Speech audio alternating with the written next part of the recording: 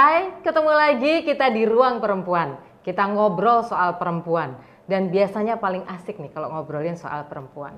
Nah, beberapa dekade waktu sekarang ini masih banyak perempuan-perempuan Indonesia itu terobsesi atau pengen banget ketika bisa mendapatkan pasangan hidup itu dari orang asing. Katanya ini menjadi satu kebanggaan dan biasanya tidak cocok dengan budaya-budaya Indonesia. Apakah benar seperti itu dan apakah asik ya ketika kita menikah dengan warga negara asing? Di Ruang Perempuan sore hari ini, di Ruang Perempuan kita saat ini, kita mau ngobrolin nih tentang bagaimana sih ketika kita harus menikah dengan warga negara asing. Kami hadirkan tamu istimewa dari Perancis yang kebetulan adalah sebenarnya Mbak Novi ini warga negara Indonesia yang kebetulan menikah dengan orang Belgia.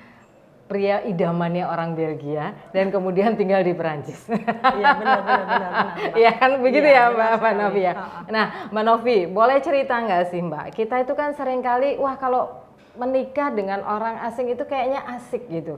Sebenarnya asik atau enggak ya Mbak kalau kita menikah dengan orang asing dan apa yang sebenarnya harus kita persiapkan secara diri kita ketika kita harus menikah dengan orang asing nih Mbak? Oke. So asik itu memang asik. Asik memang asik ya. Asik banget. Apalagi kalau masih baru, masih awal-awal kita dekuvir semuanya serba baru, semuanya serba indah. Iya. Oke. Tapi apakah semuanya memang asik gitu Mbak? Banyak yang nggak asiknya juga. Atau Benar. mungkin bisa gini Mbak, yang paling menjadi perhatian kita ketidakasikan itu apa? Kalau saya tuh sebenarnya tertarik gini, kan budayanya berbeda ya Mbak? Benar sekali. Adat istiadatnya kita dari orang timur itu kemudian harus menikah dengan orang luar yang pasti cara pandang segala macamnya cukup berbeda. Benar. Nah ini apa sih yang seharusnya kita harus prepare gitu ya sebagai individu perempuan gitu Mbak? Mental yang seperti apa Mbak Novi? Mental baja. Mental baja. Harus tahan, harus kuat tahan banting, harus speak up, girls. Oke, harus speak up. Itu yang orang Indonesia itu aku nggak nyalahin itu karena kultur kita, terutama ibu-ibu kita kan selalu ngajarin kaum wanita itu selalu ngalah, selalu nerimo, selalu melayani. So ini adalah budaya Indonesia yang untuk generasi sekarang aku bilang bagus dan tidak bagus sih sebenarnya. Bagus kalau dihargain, tidak bagus karena bisa dimanfaatkan. Tidak bagus karena bisa dimanfaatkan. Voila. Karena kengalahannya tadi ya. Voila. Sehingga dan kita tidak terbiasa untuk speak up tadi ya Mbak ya. Seperti itu. Benar. Mbak, nah kalau kita mau melakukan satu proses pernikahan gitu ya Mbak, dengan pengalaman Mbak gitu ya, bagaimana menikah pada saat itu 20 tahun atau 25 tahun yang lalu? 23. Oh 23 tahun yang lalu. Nah, apa yang Mbak persiapkan agar kita mungkin yang kebetulan nanti berjodoh gitu ya dengan warga negara asing, yang harus kita tata benar sebagai perempuan itu apa nih Mbak? Benteng kita apa nih? Bentengnya ya. Kebetulan aku udah siapin hal-hal yang harus kalian lakukan, girls, sebelum kalian menikah dengan warga negara asing. Ini berlaku untuk kalian kaum wanita dan juga pria, karena kebetulan Mbak Tutut salah. Iya benar Mbak. Oh benar ya, oh iya betul. Sorry.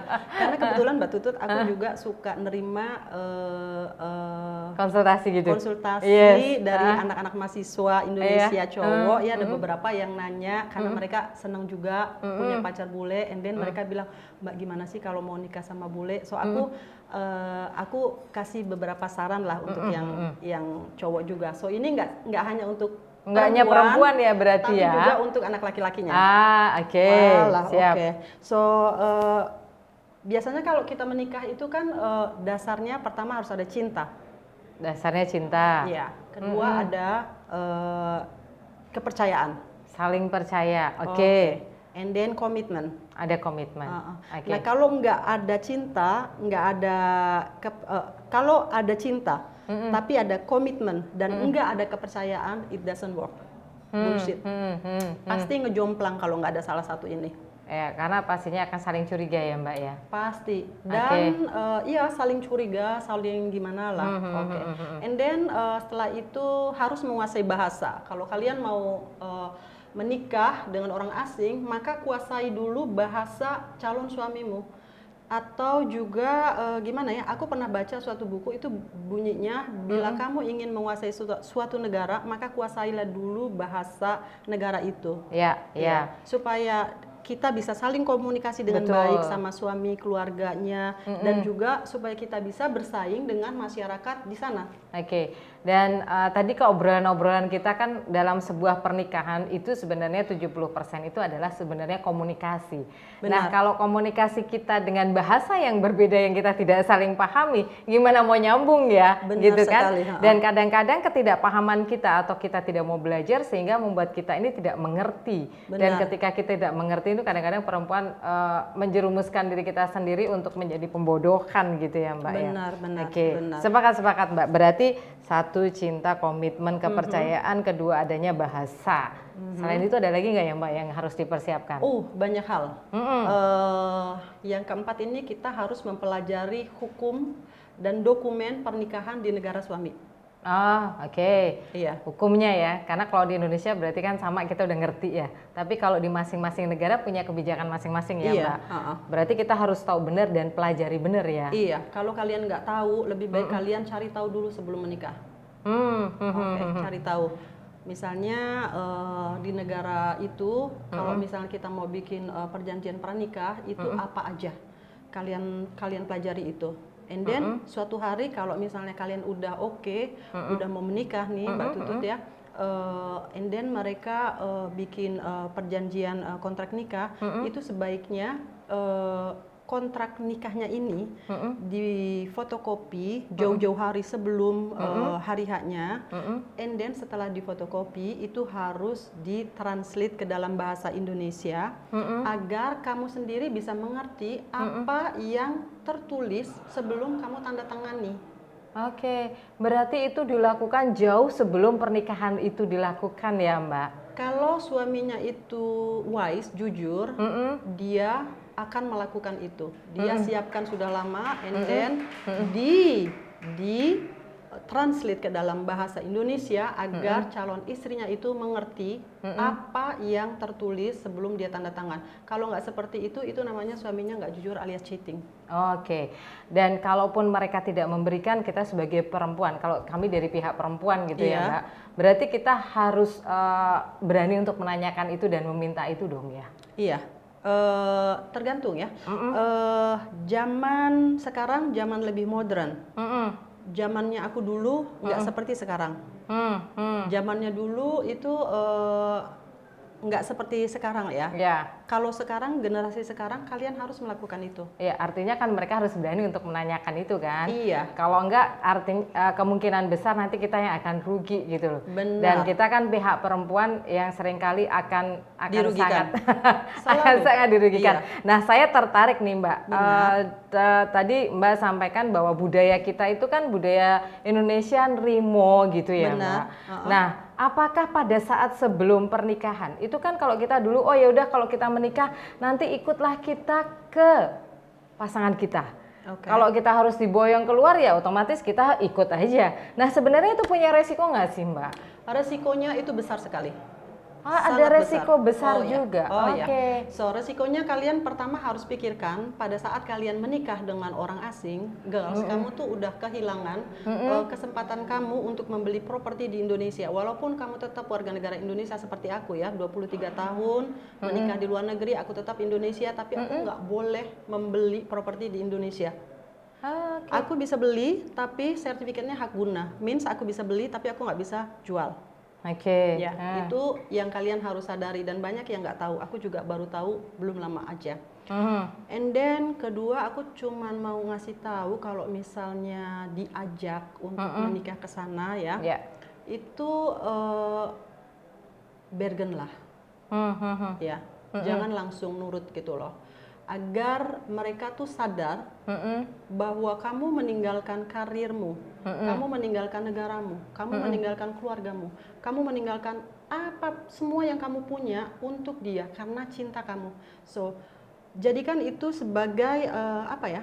Sebagai sesuatu pengorbanan yang akan dihargai. Jangan itu dibikin seperti itu kan pilihan kamu gitu loh. Oh. Ngerti maksudnya ya Mbak ya? Oke, saya nangkap gini. Artinya kan kalau kita sebagai perempuan kadang-kadang kita menyampaikan bahwa oh ya sudah aku ikut kamu gitu ya. Kita menikah aku ikut kamu. Padahal ketika nanti terjadi sesuatu hal kita nggak bisa menuntut. Iya. Karena yang laki-laki akan mengatakan itu kan pilihan kamu. Benar. Nah, tetapi ketika kita akan menikah, maka kita harus punya bergen dulu, gitu kan? Benar sekali. Kalau laki-laki itu tidak mengajak, maka kita harus bertanya apa yang akan kau berikan atau komitmen kau sebagai pasangan nanti ketika kita menikah, sehingga kita masih bisa mempertahankan hak kita, masih bisa mempertahankan kehidupan kita, walaupun kita sudah meninggalkan keluarga kita dan meninggalkan negara kita dan seterusnya gitu ya Mbak. Oke, siap Mbak. Nah kemudian apakah juga kita harus persiapkan gitu kalau dengan budaya-budaya Barat itu tadi pernikahan aja kita diatur gitu ya, kita harus membuat perjanjian agar kita tahu gitu ya. Bagaimana dengan pisah harta? Apakah itu juga berlaku gitu kan? Bisa kita lakukan itu ataukah seperti apa? Ya itu dia. Kontrak yang dibuat pada saat kita sebelum menikah itu mengatur mengatur pembagian harta. Apabila kita misalnya pisah, itu misalnya itu ada macam-macamnya ya. Tiap kontrak itu lain-lain ya. Biasanya kontrak pernikahan itu dibuat biasanya ya Mbak ya, kalau suaminya sudah mempunyai sesuatu sebelum pernikahan. Tapi kalau misalnya belum punya apa-apa, yang aku tahu ya dari pengalaman pribadi teman-teman di Perancis itu kalau suaminya nggak punya apa-apa, mereka menikah, ada beberapa ya kebanyakan nggak punya kontrak nikah. Yang bikin kontrak nikah itu kalau suaminya udah punya sesuatu atau istrinya sudah punya sesuatu untuk saling memprotek. Nih, yang aku punya sebelum pernikahan jadi milik masing-masing kalau pisah. Nanti setelah yang dimiliki setelah pernikahan baru akan jadi milik berdua, seperti itu. Oh, ya. Artinya itu dilakukan setelah pernikahan pun is no problem ya? Oh no. Justru itu sebelum kontrak pernikahan itu untuk sudah mengatur kalau ada apa-apa seperti itu. Berarti itu pun memang harus dipersiapkan jauh hari ya Mbak. Jauh. Mbak, aku nyambung dengan tadi yang diskusi kita sebelumnya bahwa kita harus punya bergen ya dengan pasangan kita gitu ya. Kalau kita sudah mengikuti suami dan kemudian suami punya usaha dan kemudian kita harus bekerja membantu usaha suami, apakah kita juga harus punya perjanjian? Karena kan kalau kita orang Indonesia, ya udah kamu sebagai istri itu kalau punya usaha suami itu harus dibantu gitu kan. Kita jarang banget loh melek dengan kondisi bahwa kita sadar harus melindungi diri kita sendiri sebagai perempuan. Kalau pengalaman Mbak atau saran Mbak atau apa dengan melihat kehidupan mereka di negara-negara asing gitu ya, seperti apa tuh Mbak gitu? Itu pertanyaan yang sangat bagus sekali. Aku mau share dengan kalian. Aku ada beberapa teman di Perancis yang istrinya orang Indonesia dan suaminya orang Perancis, pengusaha ya. Jadi ya itulah sifat orang Indonesia dengan budaya tradisi yang nerimo, setia sama suami, ngelayani. Jadi dia dengan lugunya dia bekerja membantu suaminya, perusahaan di rumah ya. Perusahaan di rumah, aku nggak usah nyebutin perusahaan apa, tapi dia bangun setiap hari jam 5 pagi untuk nyiapin perusahaan suaminya. Nah, kalau misalnya kalian menikah dengan seorang pengusaha and then bekerja untuk suamimu, maka mintalah suamimu agar kalian itu diberikan kontrak pekerjaan. Itu untuk memprotek kalian. Karena kalau misalnya kalian bekerja dengan punya kontrak pernikahan, kalian bisa mendapatkan gaji sendiri, your own salary. Nah, dari sini kalian juga bisa berhak mendapat training. Itu biasanya kalau udah kerja sekitar 7 bulan lebih di Perancis, kita sebagai karyawan itu berhak mau belajar training, mau belajar apapun, komputer segala macam itu gratis. Difasilitasi ya oleh pemerintah. Iya benar. Nah, yang paling penting banget, karena kalau kalian punya kontrak kerja, kalian punya gaji, fasilitas yang lain juga, kalian berhak mendapat pensiun. ada pensiun. Ada Jadi pensiun. kita walaupun mengabdi istilahnya taat sama suami tidak semata-mata kemudian pasrah saja ya. Jangan. Tapi kita harus punya kekuatan di mana kita bekerja harus hargai atas apa Benar. yang kita lakukan. Benar sekali. Karena ini adalah hak kepada siapapun ya, Benar. setiap individu sebenarnya untuk mempertahankan hak itu. Iya benar. Oke. Lindungi dirimu sendiri ya. Oke, asik-asik banget Mbak. Sebenarnya obrolan kita masih banyak yang pengen ditanyakan, terutama mungkin satu hal sebelum kita closing gitu ya. Ada nggak sih hal yang paling krusial banget yang Mbak pesankan kepada kita agar kita selamat, agar kita bahagia, agar kita kuat, terutama perempuan ketika harus menikah dengan warga negara asing? Ada satu kunci clue aja Mbak yang paling utama apa? Tadi kan Mbak sudah bicara mental gitu ya. Apalagi sih yang harus kita punya fight gitu ya? Apakah perempuan itu sebenarnya jangan hanya sebatas siap menjadi teman belakang, ataukah perempuan Indonesia ketika menikah dengan orang asing itu harus punya satu hal apa gitu Mbak? Oke. Kalau aku kerja keras. Kerja keras ya. Kerja keras, karena kerja keras itu kerja keras untuk diri sendiri, untuk keluarga, support karir suami. Karena aku ngomong gini supaya dijadikan apa ya? Kita kerja keras, mensupport karir suami kita, mensupport keluarga kita, juga diri kita ya. Itu kalau kita udah biasa kerja keras, ada topan badai segala macam, kita bisa berdiri di kaki kita sendiri. Oke. Ya.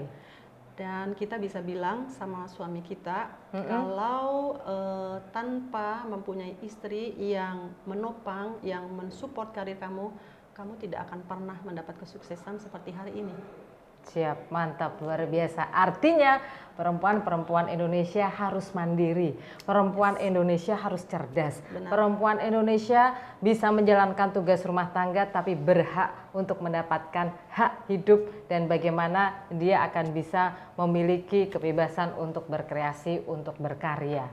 Terima kasih banyak atas obrolannya Mbak Novi, sukses selalu. Semoga meskipun nanti sudah kembali ke Perancis, kita masih bisa untuk diskusi lagi ya di Ruang Perempuan. Dengan senang hati. Terima kasih banyak, semoga diskusi kita menginspirasi. Jangan lupa like, subscribe, dan kalau ada saran dan pendapat, kita tunggu di Ruang Perempuan. Dah. Bye.